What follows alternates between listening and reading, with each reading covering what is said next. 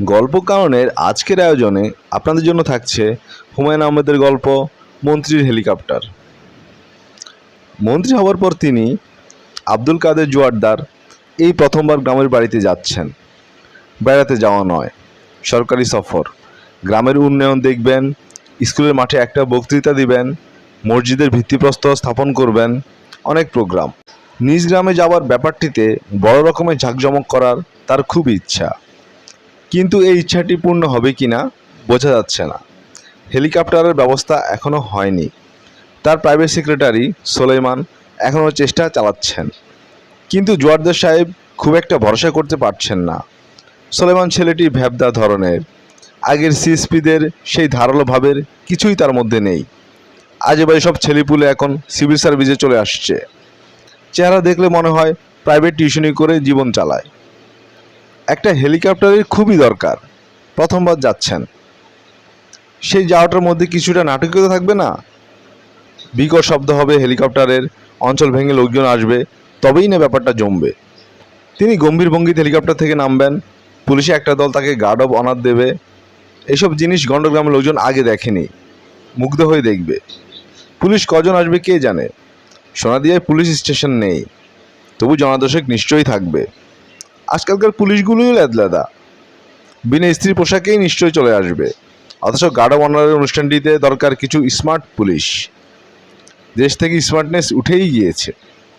জোয়ারদার সাহেব বিরক্ত মুখে বেল টিপে পিএসকে আসতে বললেন। পিএসকে দেখে তার বিরক্তি আরও বেড়ে গেল। সে আজ এসেছে পায়জামা পাঞ্জাবি পরে। এটা কি কবি সম্মেলন? স্যার ডেকেছেন? আজ দেখি নতুন জামাইয়ের ড্রেস পরে চলে এসেছেন। পিএস দাঁত বের করে হাসলো, যেন খুব মজার কথা কিছু শুনল। সোলেমান সাহেব: জি স্যার। পায়জামা পাঞ্জাবির ড্রেসটা অফিসের কাজের জন্য ঠিক সুইটেবল না। বিদেশে পায়জামা পাঞ্জাবি লোকজন পরে ঘুমোতে যাওয়ার সময়। তারা এটাকে বলে স্লিপিং স্যুট। এটা তো বিদেশ না। জোয়ারদার সাহেব বহু কষ্ট করে নিজেকে সামলালেন। এই ছোকরার মুখে মুখে কথা বলার একটা বদ অভ্যাস আছে, আগেও লক্ষ্য করেছেন। ম্যানার্স এক বস্তু এ জানেই না, যেন মন্ত্রীর সঙ্গে কথা বলছে না, কথা বলছে ইয়ার বন্ধুর সঙ্গে। What is this? সোলেমান সাহেব: জি স্যার। যাওয়ার ব্যবস্থা কি করেছেন? সব ফাইনাল করা হয়েছে স্যার। কি ফাইনাল করলেন দয়া করে বলুন, আমি শুনি। অবশ্যই আপনার যদি তকলিফ না হয়। কথাগুলি আঘাত করার জন্যই বলা, কিন্তু পিএস সেটা ধরতে পারলো না। হাসি মুখে বলতে লাগলো, এখান থেকে ময়মনসিংহ যাব ট্রেনে করে। সেলুনের ব্যবস্থা হয়েছে। ময়মনসিংহ থেকে যাব গাড়িতে করে। গাড়ি ব্যবস্থা ময়মনসিংহের ডিসি করবেন, তার সঙ্গে কিছুক্ষণ আগেই কথা হয়েছে। হেলিকপ্টারে কি হলো? ব্যবস্থা করা যায়নি। আর্মি হেলিকপ্টার সবই অ্যাঙ্গেজড। অ্যাঙ্গেজড মানে? দেশে কি এখন যুদ্ধ চলছে নাকি? পিএস চুপ করে রইল। জোয়ারদার সাহেব থমথমে গলায় বললেন, আপনি একজন ইনএফিসিয়েন্ট অফিসার, এটা বোধহয় আপনি নিজেও জানেন না। গাড়িতে যেতে খুব কষ্ট হবে না স্যার, রাস্তা ভালো। রাস্তা ভালো হলে গরুর গাড়ি ব্যবস্থা করে ফেলুন, পুরোপুরি দেশি একটা ব্যাপার হবে। মন্ত্রী গরুর গাড়িতে করে এসেছেন, নিউজ হবে। পিএস চুপ করে রইল। তাকে দেখে মনে হলো না সে খুব চিন্তিত। সামান্য একটা কাজ করতে পারেনি, অথচ তার জন্য কোনো অনুশোচনা পর্যন্ত নেই। আপনি প্রোগ্রাম ক্যান্সেল করে দিন। হেলিকপ্টার পাওয়া গেলে যাব, নয়তো যাব না।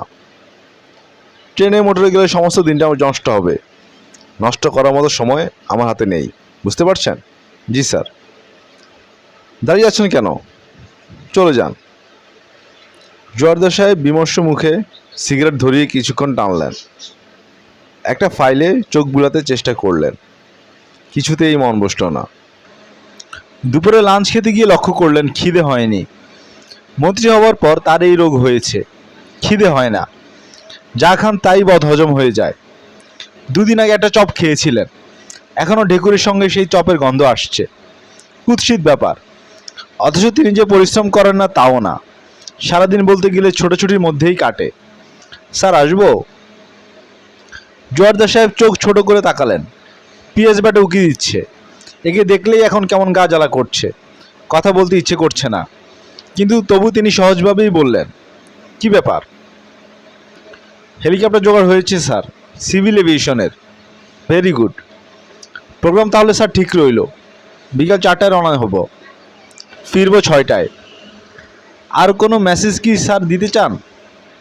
দাঁড়ান, চিন্তা করে দেখি। আপনার খাবার খাওয়া হয়েছে? জি না, এখন গিয়ে খাবো। আমার সঙ্গে বসে পড়ুন, খাবার যথেষ্টই আছে, খেতে খেতে ডিসকাস করা যাবে। নাকি কোনো অসুবিধা আছে? জি না স্যার, অসুবিধা আবার কি? পিএস ছেলেটিকে এখন আর সেরকম খারাপ লাগছে না। লম্বা এবং ফর্সা চেহারার কারণেই হয়তো পায়জামা পাঞ্জাবিতে সুন্দর মানিয়েছে। তার মেয়েগুলির জন্য এরকম ছেলে পাওয়া গেলে ভালো হতো, কিন্তু মন্ত্রী হওয়ার আগেই সবকটি মেয়ের বিয়ে হয়ে গেছে। এলেবেলে ধরনের বিয়ে, কাউকে বলার মতো কিছু না। ইস, আর কটা দিন যদি অপেক্ষা করা যেত। সোলেমান সাহেব। জি স্যার। আপনি হয়তো ভাবছেন আমি হেলিকপ্টার দিয়ে গ্রামের লোকদের ভড়কে দিতে চাই, একটা কায়দা করতে চাই। আমি এরকম কিছুই ভাবছি না স্যার, ভাবলেও কোনো ক্ষতি নেই। কারণ আসলেই আমি একটু কায়দা করতে যাচ্ছি। গ্রামের লোকজন এসব জিনিস খুব পছন্দ করে। এই হেলিকপ্টারের গল্পই তারা 1 মাস ধরে করবে। করবে না? অবশ্যই করবে। ভড়ঙের দরকার আছে। স্বয়ং রবীন্দ্রনাথ ঠাকুর ভড়ং করেছেন, আর আমরা তো। রবীন্দ্রনাথ ঠাকুর ভড়ং করেছেন নাকি? নিশ্চয়ই করেছেন। আলখাল্লা গায়ে দিয়ে বেড়াতেন না, আলখাল্লাটাই তার ভড়ং। বুঝতে পারছেন? পারছি স্যার। আমি আরেকটা কাজ করতে চাই। ফেরার পথে একজন রুগীকে ঢাকায় নিয়ে আসতে চাই চিকিৎসার জন্যে। কেন স্যার? এতে ডাবল পারপাস সার্ভ হবে। নাম্বার 1, গ্রামের মানুষদের প্রতি আমার মমতা প্রকাশ পাবে।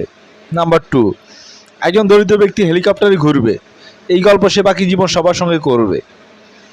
তাতে স্যার আপনার কী লাভ? সবসময় লাভ লোকসানটাকে বড় করে দেখেন কেন? হৃদয়টাকে প্রসারিত করুন, তা দরকার আছে।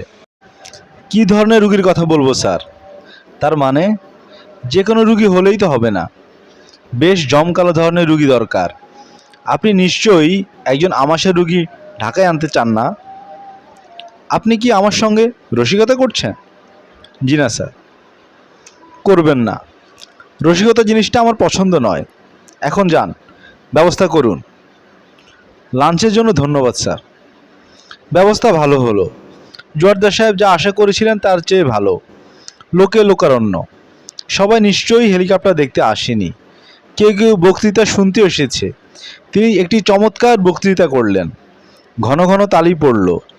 পায়ে হেঁটে পরিচিত অপরিচিত অনেক বাড়িতে গেলেন। স্কুলের স্যারদের পা ছুঁয়ে সালাম করলেন। এই দুর্লভ সম্মানে স্যার অভিভূত হলেন।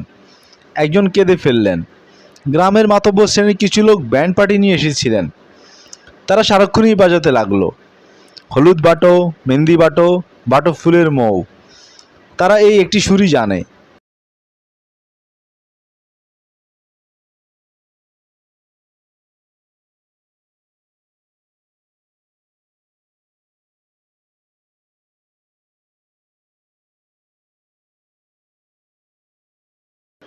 জোয়ারদার সাহেব বড়ই খুশি হলেন। ফিরতি পথে হেলিকপ্টারে ওঠার সময় দেখলেন একজন রুগীকেও তোলা হয়েছে। রুগীর মা সঙ্গে থাকার জন্য কান্নাকাটি শুরু করেছিল, কিন্তু জায়গা টানাটানি।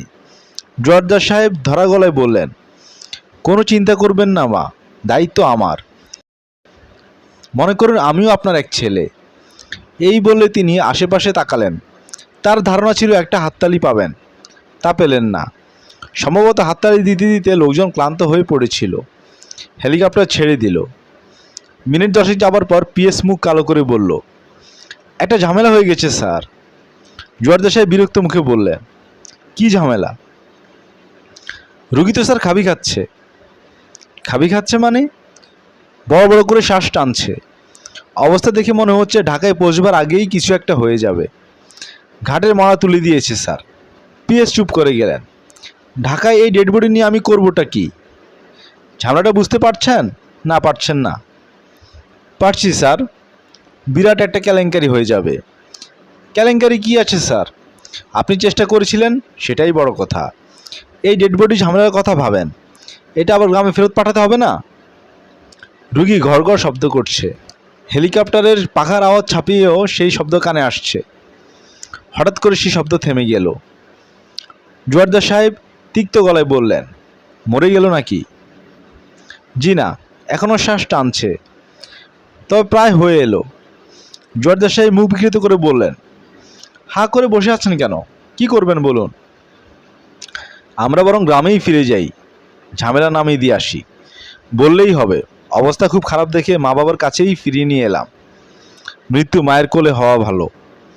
যা ভালো বুঝেন করেন, আপনাদের উপর নির্ভর করাটাই বোকামি।